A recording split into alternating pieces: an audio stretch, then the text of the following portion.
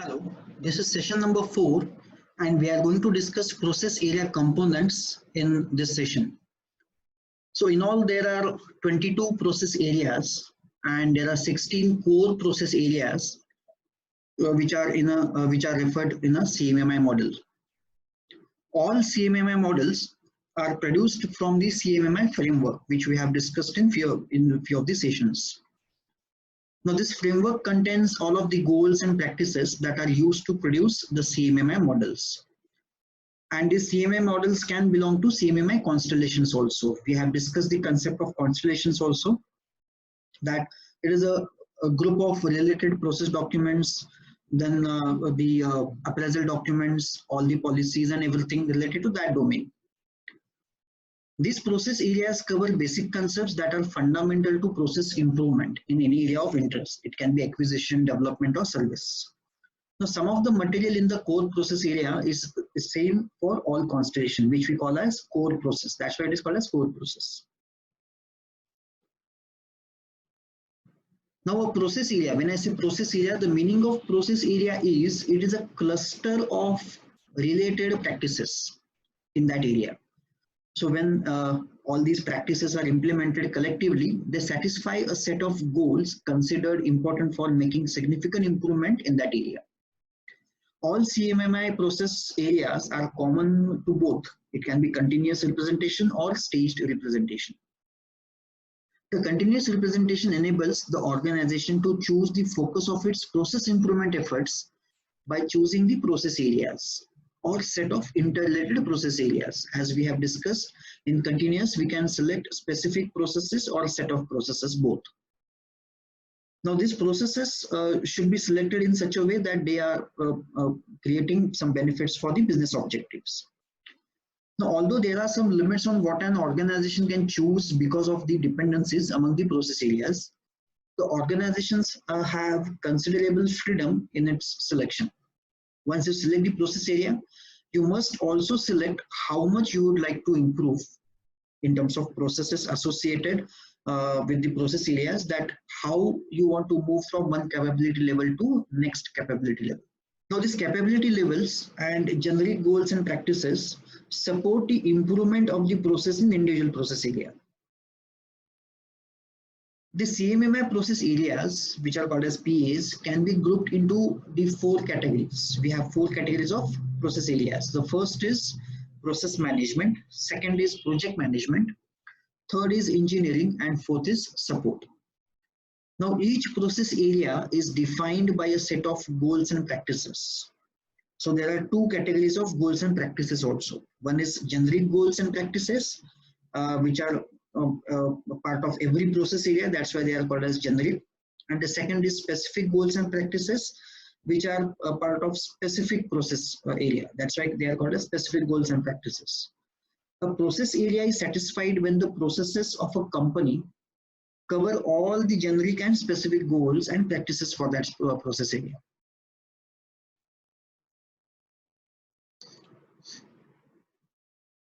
Now the model components are grouped into 3 categories: required, expected, and informative. Now we'll look at what is the meaning of required component, what is the meaning of the expected component, and what is the meaning of informative component. So first is required component. The required components are CMMI components that are essential to achieve the process improvement in the given process area. So that is a must kind of thing. So this achievement must be visibly implemented, and it should be part of the organization's processes. The required components in CMMI are the specific and generic goals. It can be both. Now the goal satisfaction is used in appraisals as the basis for deciding whether a process area has been satisfied or not. Now the second is expected components. So expected components are CMMI components that describe the activities that are important in achieving the required CMMI component. So the expected components guide those who implement improvements or performance appraisals. So these expected components are used to move your processes from one level to next level. The expected components in CMMI can also be specific and generic practices, both. So in case of required components, the CMMI components are specific and generic goals, whereas in expected components, we have the specific and generic practices. Before goals can be considered to be satisfied, either their practices are described or acceptable alternatives to them must be present in the planned and implemented processes of the organization.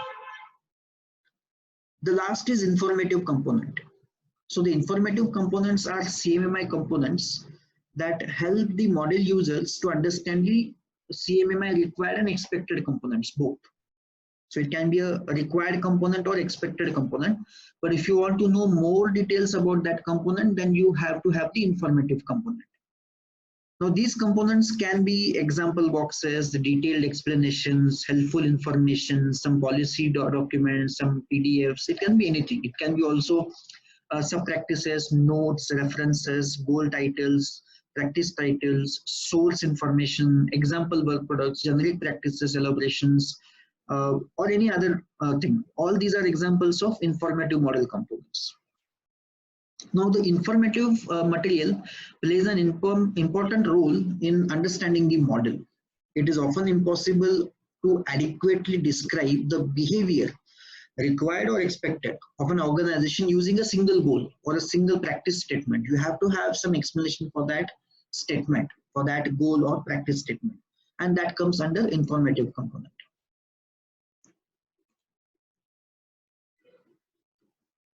Now we have 22 process areas in CMMI. Out of these 22, as we have discussed on slide number 1, 16 are core processes. So in all, we have 22 process areas which are categorized into 4 groups. We have the process management group, we have the project management group, we have the engineering group, and we have the support group. So we have 5 processes under process management, we have 5 processes under engineering, we have 7 processes under project management, and we have 5 processes under support. So when you say that you want to go to next maturity level in terms of project management, then all these 7 processes which are part of project management should move from current maturity level to next maturity level. So we can say that we are talking about staged representation. And then under project management, if you want that the project monitoring and control should be at the highest level, because that is what is the requirement from the client side. So you can go for continuous representation, you can select this process and you can keep on maturing this process to the highest level.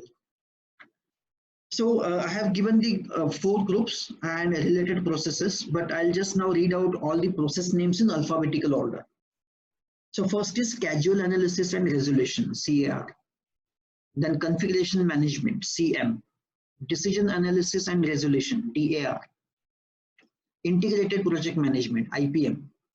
Measurement and analysis, MA. Organizational process definition, OPD. Then we have organizational process focus, OPF. Organizational performance management, OPM. Organizational process performance, OPP. Organizational training, OT. Product integration, PI. Project monitoring and control, PMC. Project planning, PP. Process and product quality assurance, PPQA. Quantitative project management, QPM. Requirements development, RD. Requirements management, REQM. Risk management, RSKM. Supplier agreement management, SAM. Technical solution, TS. And then validation and verification. So these are the total, this is a total list of 22 process areas. Now when I say process area or the process description, this process description or process document have certain components. So every process area is represented as a list of multiple components. In that, now we'll discuss few of the components. The first and important component is purpose statement.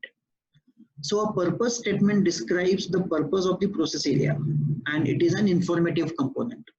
So every process is present in the organization for a specific purpose. So that purpose has to be mentioned in this purpose statement. The next component is introductory notes. So the introductory notes section of the process area describes the major concepts covered in the process area, and it is an informative component. So introductory notes are important because they give more description, more information about the major concepts which are covered in the purpose statement. The next component is related process area. So as the name suggests, related process areas, that means it will tell you all the other process areas which are connected to this process. So this section lists references to related processes, other processes, and reflects the high level relationship among the process areas. From which processes it is taking what kind of input, to which process it is giving what kind of output, and everything else. The related process area section is an informative component. The next component is specific goals. A specific goal describes the unique characteristic that must be present to satisfy the process area, and that's why the name is specific goal area. So there are some specific goals which are required to be satisfied for every process area. Just like specific goals, we can have generic goals also. So generic goals are the goals which are common to a set of process areas. That can be a generic goal, have a common goal to move to the next maturity level. So a specific goal is a required model component, and it is used in appraisals. So when you want to move from one level to another level, in case of appraisals, these specific goals play a very important part. Now generic goals are called as generic because the same goal statement applies to multiple process areas. So a generic goal describes the characteristics that must be present in all the processes which are implemented in that process area.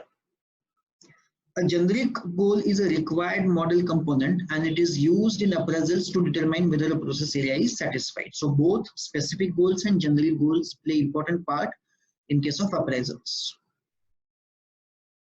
Now the next component is specific goal and practice summaries. So the specific goal and practice summary provides a high level summary of the specific goals and specific practices. So the specific goal and practices summary is an informative component. The next component is specific practices. A specific practice is a description of an activity that is considered important in achieving the associated specific goal. So every process area will have a specific goal, why that process is present in the organization, and what is the goal of that process, why you are having that process in the organization. So goal is the answer to the why that process. So specific goal. And then how to achieve that specific goal, what are the descriptions of that process, that is given in specific practice. So specific practice is a description of an activity, and what kind of activity that is considered important in achieving the specific goals, associated specific goals. Now the specific practices describes the activities that are expected to result in achievements of the specific goals of the process area, and it is a expected model component. So this is very important. The specific practices are part of expected model component. So these will be looked into in terms of moving from one level to another level in CMMI. The next component is example work product. So the example work product section lists the sample outputs of a specific practice or different specific practices. An example work product is an informative model component. The next component is sub-practices. A sub-practice is a detailed description that provides guidance for interpreting and implementing a specific or generic practice. So a specific or generic practice can be divided into multiple sub-practices. So a detailed description about that specific sub-practice can be given in this component. Sub-practices can be worded as if prescriptive, but they are actually an informative component, meant only to provide ideas that may be helpful for process improvement. The next component is generic practices. Generic practices are called generic because the same practice applies to multiple process areas. So the generic practices associated with a generic goal describes the activities that are considered important in achieving the generic goal. and they can contribute to the institutionalization of the processes associated with the process area. A generic practice is an expected model component. The next component is generic practice elaborations. So generic practice elaborations appear after generic practices, and this component is there to provide guidance on how the generic practices can be applied uniquely to the process area. So it is the application part. The generic practice elaboration is an informative model component. The next is supportive informative components. So in many places in the model, further information is needed to describe the concept. So this informative material is provided in the form of notes, or it can be in the form of examples, references, some PDF documents, policy documents. So all this becomes supportive informative component. So we have discussed few of the major components, essential components, which are part of the process area documents or the appraisal documents. And we will talk more about all these components again with the example in further sessions. So I'm just giving the introduction to all these components.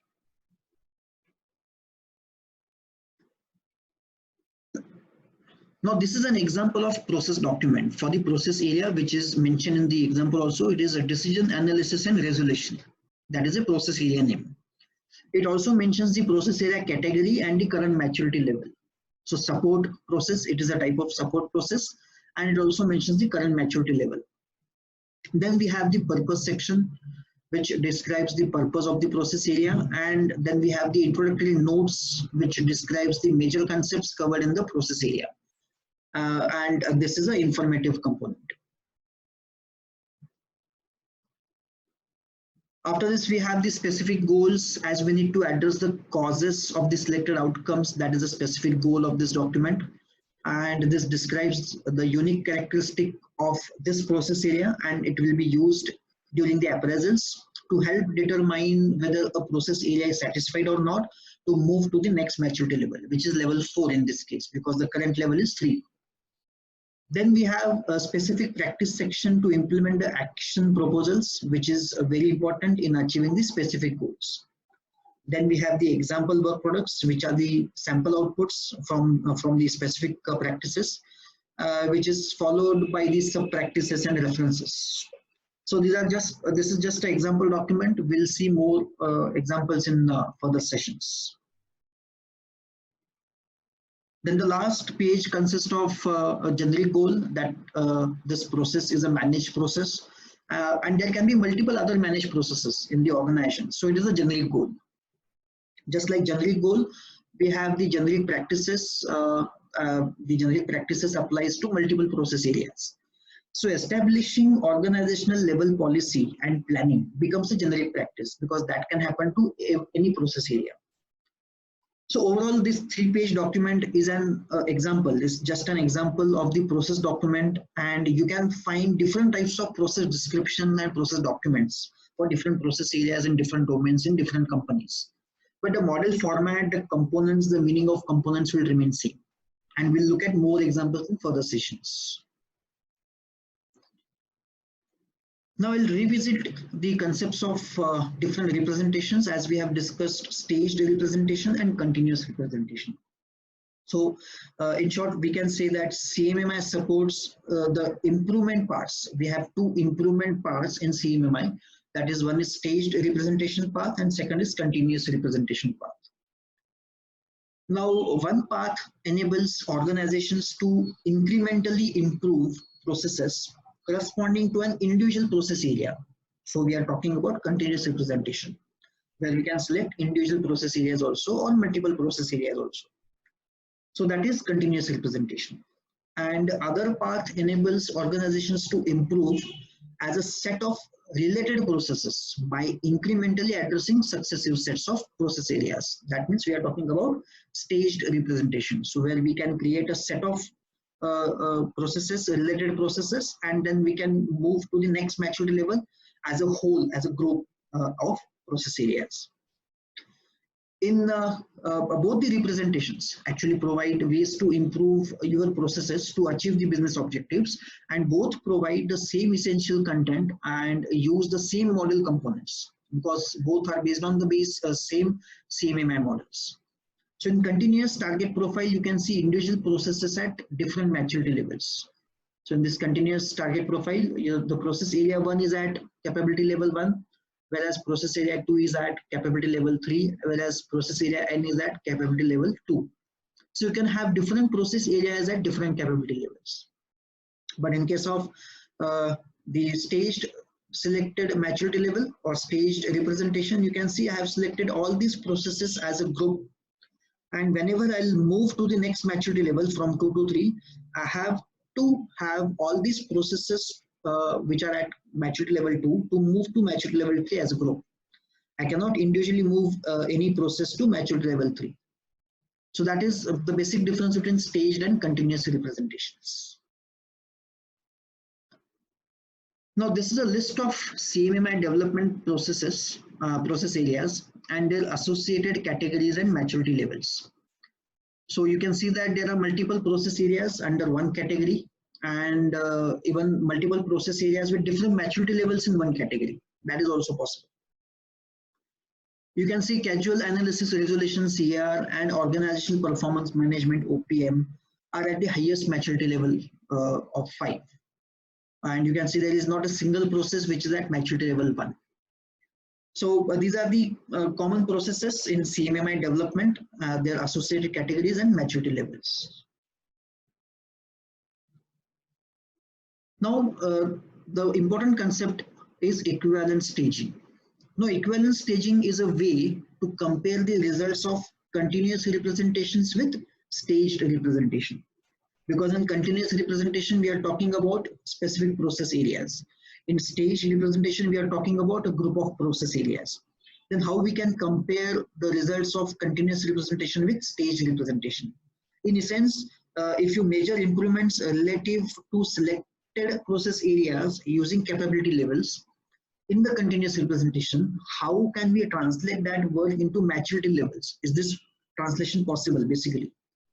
So the answer is yes. We can compare the results of continuous and staged representation. The concept is called as equivalent staging, and we use SCAMPI method. We use SCAMPI method, SCAMPI, to appraise the organizations using CMMI. So SCAMPI stands for Standard CMMI Appraisal Method for Process Improvement, and the same is used for comparison of staged and continuous representations. So as and when required, we will look at the more details of equivalent staging also. So that is the end of session number 4, where we have discussed different process areas, required, expected and informative components, list of 22 processes, then purpose statement, introductory notes, related process areas, specific goals, generic goals. Related to specific and generic goals, we have specific practices, generic practices, then we have example work products, sub-practices, supporting informative components. We have also seen one small example of a 3-page document for a process document. Then we have discussed the staged and continuous representations once again, just to discuss in terms of process areas. And on the last slide, we have discussed the concept of equivalent staging, which is used to compare the results of staged and continuous representations, and the SCAMPI method.